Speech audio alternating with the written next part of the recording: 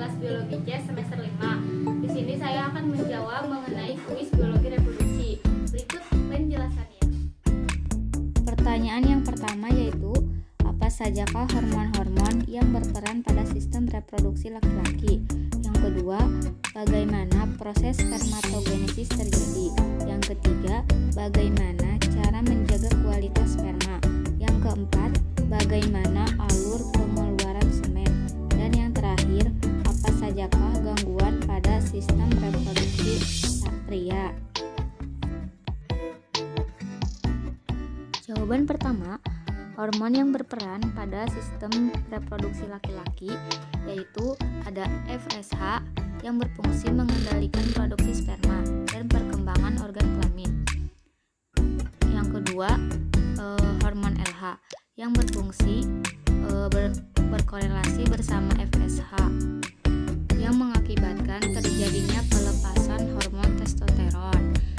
Yang ketiga yaitu ada hormon testosteron yang berfungsi mengendalikan gairah seksual, produksi sperma, kepadatan tulang, dan massa otot. Selanjutnya yaitu ada hormon estrogen yang berfungsi mengontrol kesehatan sperma. Dan yang terakhir ICSH yang berfungsi mendorong testosteron dapat terlepas dari testis. Jawaban nomor 2 yaitu bagaimana proses spermatogenesis terjadi.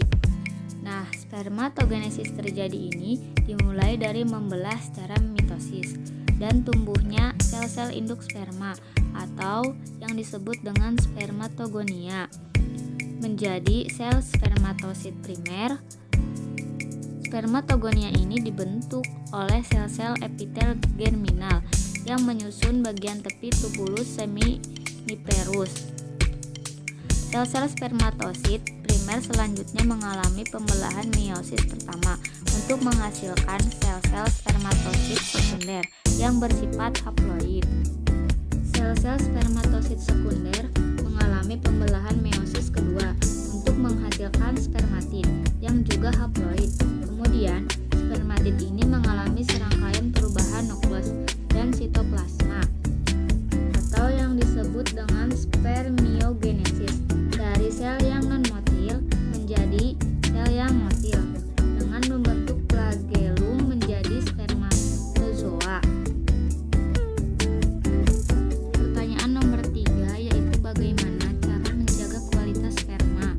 Nah, cara menjaga kualitas sperma ini dengan menjaga asupan nutrisi, mengkonsumsi vitamin, mengkonsumsi suplemen penambah kualitas sperma, dan menjalani pola hidup sehat seperti tidak merokok, menghindari stres, batasi konsumsi alkohol dan tidak menggunakan narkoba, serta rutin berolahraga. Pertanyaan nomor 4 yaitu bagaimana alur pengeluaran semen. Sperma dibentuk di tubulus seminiferus di dalam testis. Pematangan dan penampungan sperma terjadi di bagian epididymis. Sebelum ke uretra, sperma akan mendapat cairan ke vesikula seminalis dan kelenjar prostat. Sperma akan keluar dengan didahului ereksi pada penis. Jadi, aluran pengeluaran sperma ini yaitu testis, epididymis, vas deferens, ductus ejaculatory, lalu uretra. Pertanyaan nomor 5 yaitu apa sajakah gangguan pada sistem reproduksi pria? Di antaranya yaitu gangguan prostat, balanitis, dan hidrokel. Gangguan prostat ini biasanya terjadi pada pria yang berusia di atas 50 tahun.